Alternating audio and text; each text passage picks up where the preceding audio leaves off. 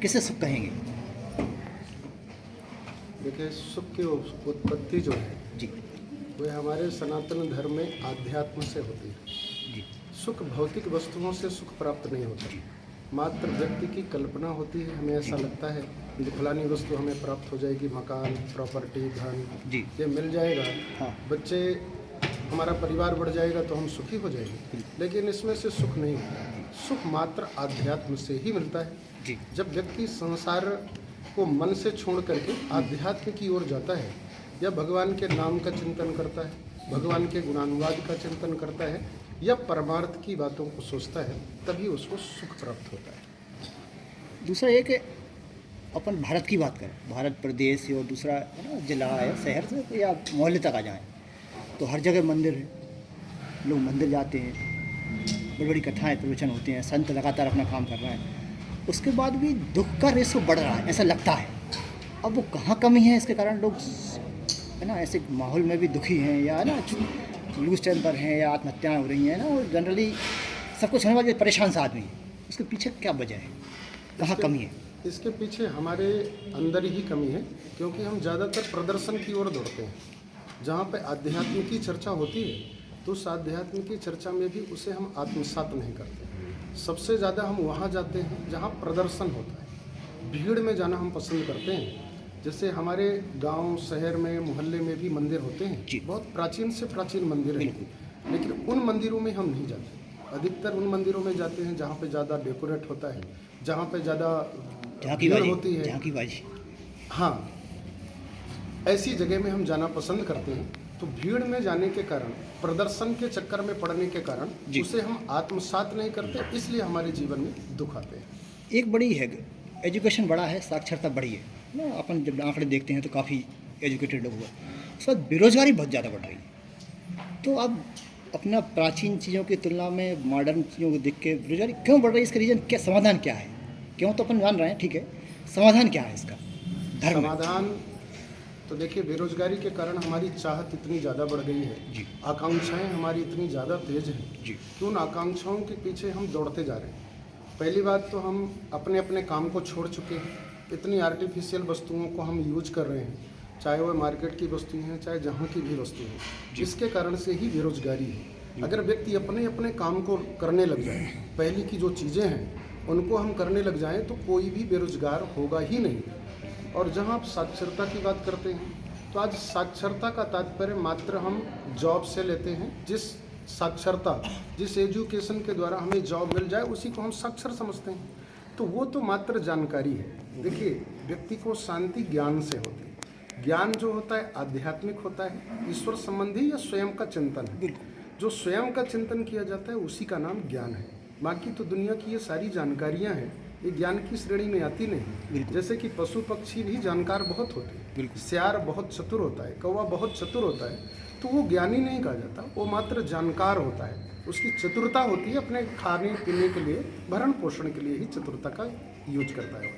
एक और चीज़, आखिरी सवाल है मेरा, बाकी मतलब लोग सवाल करेंगे कि आज के घर, हर घर में यूनिट जो इकाई है, घर की इकाई, उसमें बुजुर्गों का, बड़ों का रिस्पेक्ट खत्म हो गया ना। बुजुर्गों का समझते हैं कि ये है ना, स्टोर रूम में डालने वाली चीज़ हो गई, है ना, ऐसा इन द सेंस घर से ही बाहर निकाल दो या वृद्धाश्रम छोड़ दो। तो इतना जो मॉरल या जो पतन हुआ है सामाजिक, उसका हल क्या है और क्यों हो गया? इसका हुआ क्यों है हमारे बीच में?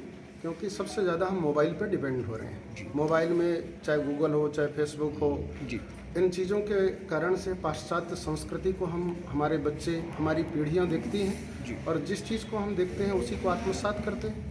पहले के समय में हम बुजुर्गों के पास बैठते थे, माता पिता दादा दादी के पास बैठते थे, तो उनसे हम किस्सा कहानियाँ कथाएँ पूर्वजों की बातें सुनते थे, तो उसी को हम आत्मसात करते थे। हम स्वयं अपने माँ बाप की सेवा करते थे तो हमारे बच्चे भी करते थे। आज उस चीज़ की हमारे बीच में बहुत बड़ी कमी आई है, क्योंकि एक छोटी सी पीढ़ी से 2 साल के बच्चे से लेकर आज 90 ईयर तक का व्यक्ति मोबाइल में बिजी हो गया।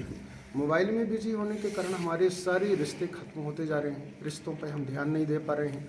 बुजुर्गों के बारे में हम कभी चर्चा ही नहीं कर पाते हैं कि हमारे बुजुर्ग ऐसे थे कि हमारी परंपराएं ऐसी हैं, पीढ़ियां ऐसी हैं, रीत रिवाज ऐसी हैं। तो रीत रिवाजों का परित्याग करने के कारण उपेक्षा हो रही है।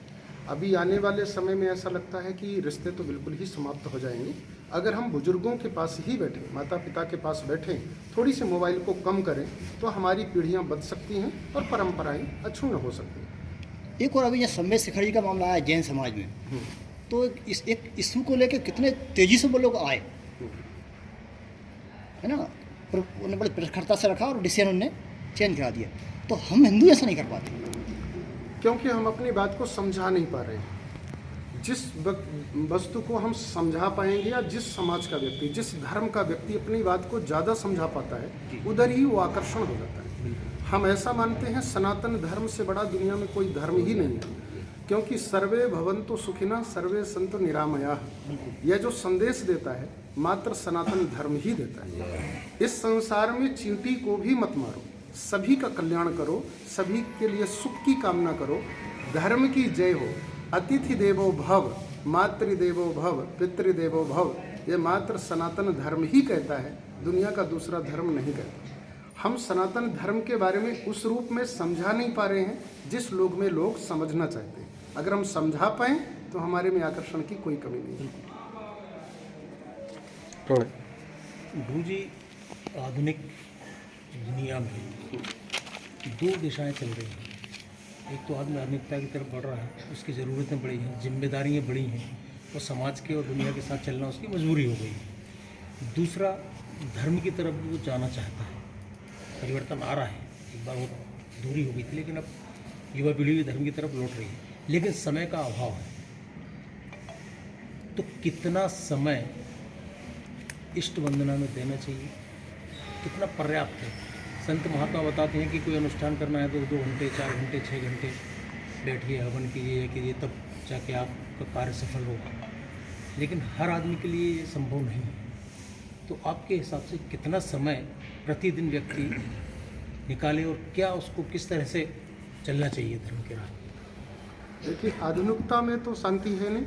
आधुनिकता को हम इसलिए स्वीकार कर रहे हैं कि हमारी चाहत बहुत ज़्यादा है, और चाहत ज़्यादा होने के कारण हम उसमें इतने भागदौड़ में मचे हुए हैं, जिससे कि हम अपने शरीर के लिए भी कल्याण नहीं चाहते हैं। चाहते तो हम बहुत हैं, लेकिन हो ही नहीं पाता, क्योंकि हमारा खाना पीना उचित व्यवस्था हमारी नहीं हो पाती है, और परिवार का भी हम भरण पोषण उस रूप में नहीं कर पाते। रही बात आध्यात्म की ओर कि अपने लिए हम कितना टाइम दें, तो हमारे जो शास्त्र कहते हैं वो सकाम अनुष्ठान, 2 अनुष्ठान होते हैं, एक सकाम एक निष्काम। सकाम जिसमें हम किसी वस्तु को विशेष सामने रख करके कि हमारा यह काम हो ही जाए, तो उसके लिए तो नियम है। हर मंत्रों के अलग अलग विधियां हैं, किसी में 4 घंटे हैं, किसी में 5 घंटे, किसी में 10 घंटे। लेकिन निष्काम अनुष्ठान, जो निष्काम पूजा होती है, उसमें कोई समय नहीं। आप अपने लिए मात्र 5 मिनट ही रखो। मैं तो कहता हूँ 2 मिनट ही मात्र ईश्वर को वास्तविक में आप अंदर से चिंतन कर ले और निवेदन कर ले, तो 2 मिनट ही आपको 24 घंटे तरोताज़ा बना देगा। लेकिन उतना हम करें जब तब, ऐसे नहीं आर्टिफिशियल नहीं कि हम गए और घंटी बजाया, आंख बंद किया और सीधे चल दिए, ऐसा नहीं। 4 घंटे भी आप बैठ करके अनुष्ठान अगर कर रहे हो, लेकिन आपकी वृत्ति अगर भगवान में नहीं है, तो उस अनुष्ठान से कोई भी लाभ नहीं होगा। लाभ तो हमें तभी होगा चाहे हम 2 मिनट ही अपने आत्मचिंतन करें और अपने बारे में सोचें, तो कल्याण हो जाएगा। गुरु जी, सारी चीज़ें लगभग आ गई हैं, आप समाज को क्या संदेश देना चाहेंगे? समाज को तो मैं यही करूँगा कि आप अपने कार्य को करिए, लेकिन अपने रिश्तों को मत भूलिए। आप जिस धर्म में हैं, जिस जाति में हैं, जिस मजहब में हैं, दुनिया की हर जाति, मजहब, संप्रदाय सब अच्छे होते हैं, बस अपने बारे में समझने की आवश्यकता है। कोई भी धर्म ऐसा नहीं कहता कि किसी को प्रताड़ित करो। अगर वो प्रताड़ित करने की सीख देता है तो मैं उसे धर्म नहीं मानता, मात्र उसे एक संप्रदायवाद मानता हूँ और अपना प्रचार प्रसार का माध्यम मानता हूँ। और जो व्यक्ति समाज में रह करके समाज का कल्याण चाहता है, समाज के उत्थान की बात करता है, राष्ट्र के उत्थान की बात करता है, भक्ति के कई रूप होते हैं। भक्ति का तात्पर्य केवल माला घुमाना ही नहीं है कि मंदिर में बैठना ही नहीं है। जो सामाजिक कल्याण कर रहा है, राष्ट्र के लिए सोच रहा है या परिवार के रीति रिवाजों, परंपराओं का पालन करता है, वो भी भक्ति ही कर रहा है। देश में बॉर्डर में लगा हुआ जवान या कि डॉक्टर साहब हैं, डॉक्टर साहब हर दिन ट्रीटमेंट कर रहे हैं, रोगियों का कल्याण चाह रहे हैं, तो वो भी भक्ति कर रहे हैं, वो भी आध्यात्म में ही हैं। हम उसे ऐसा मानते हैं। व्यक्ति मात्र स्वार्थ के लिए नहीं, स्वार्थ से हटकर परमार्थ के लिए जो भी काम करे वो सब धर्म के अंदर आता है और उससे उसे शांति मिल सकती है, सुख मिल सकता है। एक और चीज़ इशू आता है, धर्म परिवर्तन। हर बड़े संप्रदाय या धर्म का फोकस है कि दूसरे को कम करो और अपन को बढ़ाओ। तो इससे कितना नुकसान होता है किसी धर्म का? जैसे सनातन धर्म के जैसे भी कहिए ना, उन्होंने कहा ईसाई मिशनरी है, ये तमाम लोग लगे हैं, तो इससे हमारे धर्म कितना नुकसान होता है, हमारे लोग कम होते हैं। देखिए, धर्म परिवर्तन की जहाँ बात है, तो जिनका धर्म परिवर्तन किया जा रहा है या जो धर्म परिवर्तन में हो रहे हैं वो धर्म के बारे में जानते ही नहीं। अभी तो हमारे साथ ये हो रहा है, जिसके पास में खाने के लिए नहीं है, पीने के लिए नहीं है, रोगी है, वो परेशान है, तो उसकी ज़रूरतों को हम पूरा कर दिए और उसे एक कैलेंडर दे दिए, बोले आज के बाद तुम्हारे ये धर्म है। चाहे वो ईसाई मिशनरियाँ हो, चाहे बौद्ध हो, चाहे जैन हो, चाहे कोई भी हो, बस ज़रूरतों को पूरा करने के बाद उसको हम तस्वीरें दे के कह देते हैं ये तुम्हारा भगवान है। वास्तविक वो धर्म है ही नहीं। धर्म तो वो है जो धर्म के बारे में जानता है। उस धर्म में अगर टीका लगाने के बाद में वह हिंदू हो जाए, टोपी पहनने के बाद वह मुसलमान हो जाए, तो ऐसा तो व्यक्ति ज़रूरतमंद होने पर जिस ज़रूरत में आता है तो सामने वह टोपी भी लगा लेता है और मुसलमान टीका भी लगा लेता है। उससे धर्म की कोई हानि नहीं होती, ना उधर कोई बढ़ोतरी होती है। अंदर से व्यक्ति का जो चिंतन होता है, चाहे वह हिंदू धर्म के लिए समर्पित हो, चाहे मुस्लिम धर्म के लिए समर्पित हो, जो अंदर से चिंतन होगा उसी से घटता भी है और उसी से बढ़ता भी है। सारे लोगों का हिंदू धर्म पर अटैक क्यों है? क्या सॉफ्ट कॉर्नर है अपना, या अपन उदार होते हैं इसलिए होता है? क्यों सॉफ्ट टारगेट बनते हैं? हम उदार हैं क्योंकि हमारा हिंदू धर्म सभी का सम्मान करता है, सारे धर्मों को लेकर के चलता है, इसलिए हमें लोग कमज़ोर करने का प्रयास करते हैं। और आज से ऐसा नहीं है, सतयुग से ही ऐसा है। जैसे रावण भी तो हिंदू धर्म पर ही अटैक करता था, कंस भी हिंदू धर्म पर अटैक करता था। तो हमारा हिंदू धर्म इतना उदार है क्योंकि हमको मारने की सीख देता ही नहीं। मारने के लिए, प्रहार करने के लिए तो हम पे तभी है जब हमारे कोई माँ पे आक्रमण करता है, बहन पे आक्रमण करता है, धर्म पे आक्रमण करता है, तो हम उस पर अटैक करें, बराबर अटैक करते हैं हम। लेकिन सामने वाला व्यक्ति जो अटैक करता है वो माँ बहन पे नहीं, वो धीरे धीरे से स्वीट पॉइजन होकर के हमारे साथ मिलके हमारे पे गला काटता है, इसलिए हमारे पे ही अटैक करते हैं, हमारी उदारता के कारण। इसके बारे में अगर हम अच्छे से सोच लें तो बिल्कुल सावधान हो जाएंगे, कभी कोई अटैक नहीं करेगा। महाराज जी, आपके श्री चरणों में प्रणाम करते हुए शुरुआत हो सकती है, आपकी कृपा हो जाए सभी। देखिए, पाश्चात्य संस्कृति तो चाहे वो पहनावा की हो, चाहे खाने पीने की हो, चाहे सोने की हो, चाहे व्यवहार की हो, पाश्चात्य संस्कृति हमारे देश में घातक है। फिट नहीं है, अनफिट है अपने। हाँ, वो किसी भी तरह से हमारे लिए उपयोगी ही नहीं है। पाश्चात्य संस्कृति से अगर हम बैठ के भोजन भी कर रहे हैं तो भी हमारे लिए घातक है। माताएं, बहनों पे हम इसलिए अटैक नहीं कर सकते कि हम जो जींस पहनते हैं तो हमारे लिए घातक है, क्योंकि ये जितने चर्म रोग हो रहे हैं, कमर की बीमारियां हो रही हैं, पेट की बीमारियां हो रही हैं, ये सब इन्हीं के कारण हो रहा है। पाश्चात्य संस्कृति तो हमारे देश में बिल्कुल भी नहीं लागू होनी चाहिए, क्योंकि हमारी संस्कृति को पाश्चात्य वाले अपना रहे हैं और उससे वो सुखी हो रहे हैं। आज अमेरिका अपने देश में संस्कृत को लागू कर दिया, उन्होंने नेसेसरी कर दिया कि हर अमेरिकन को संस्कृत पढ़ना ही पड़ेगा, क्योंकि वो संस्कृत से लाभ देख रहे हैं। संस्कृत से उन्हें ऐसा लग रहा है कि संस्कृत से ही संस्कृति है।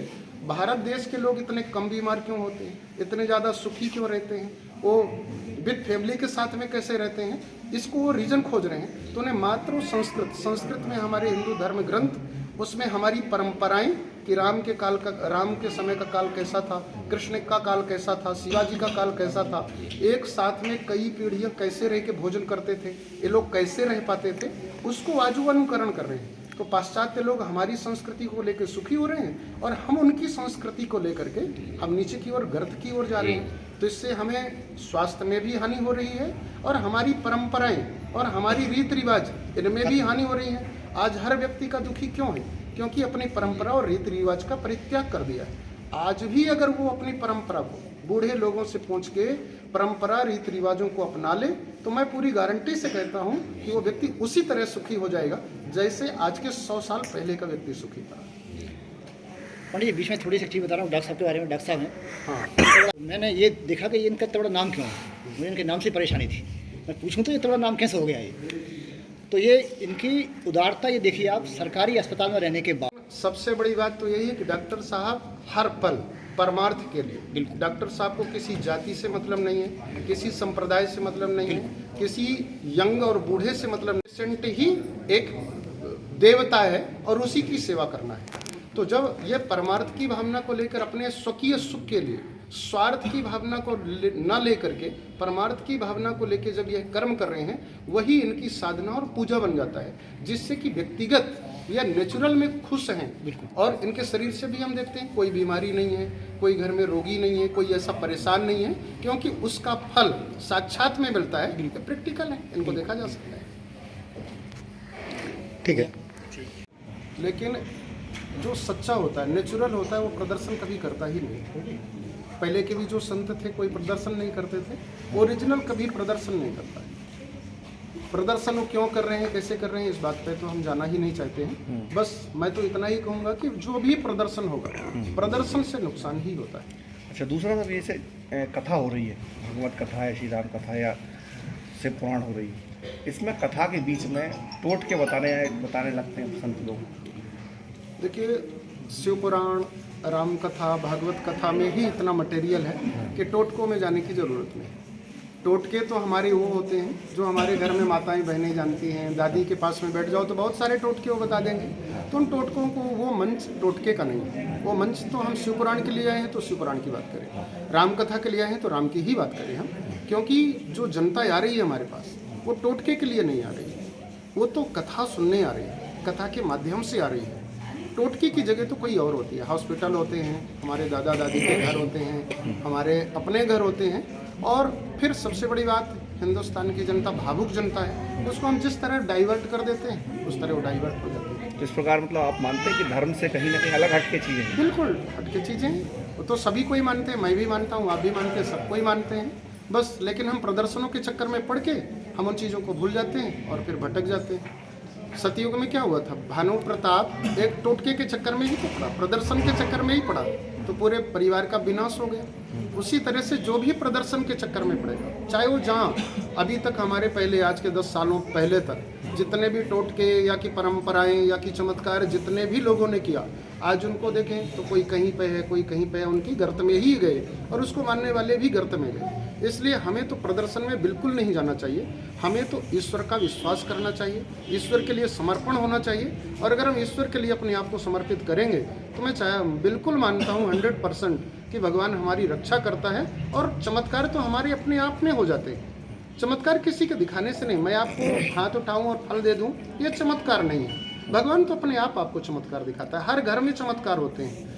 जो भी भगवान को मानता है, चाहे वह राम जी को माने, कृष्ण जी को माने, हनुमान जी को माने, किसी को भी माने, चमत्कार उसको निश्चित होगा, किसी के दिखाने से चमत्कार नहीं। ये सब बहुत